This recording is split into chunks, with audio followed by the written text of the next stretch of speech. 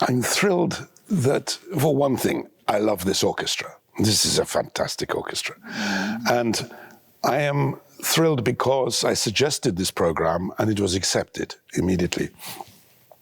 But originally, I meant it to be dance. John Adams' chairman dance is a foxtrot from Nixon in China.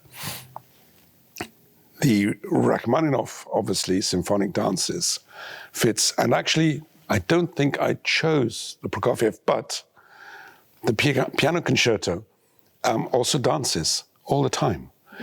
I love Russian music, absolutely adore it. And the great thing about this program that I hadn't really realized when I first programmed it many years ago is that in all three pieces, you hear influences from each other. You even hear Tchaikovsky in there. And Stravinsky, you hear things that could be the entrance of the sage in The Rite of Spring in the Adams chairman dances. You hear it again in the Rachmaninoff. I think the most special thing about this program is the Rachmaninoff symphonic dances, because it was, in a way, his Ein Heldenleben.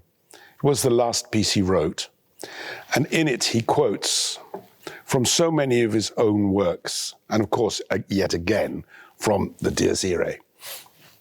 The bells are there, like in all his works, but it's like he's resurrecting works that were buried. César Cui wrecked his first symphony.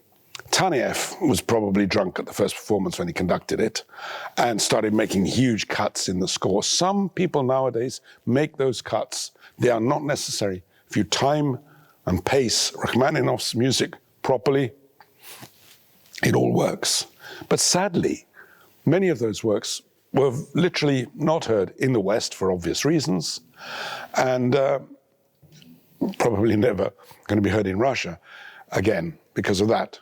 So the fact that he resurrects them in the symphonic dances, and you hear from the Third Symphony, his Alleluia from the All-Night Vigil, and you certainly hear a lot of Prokofiev influence in the piece.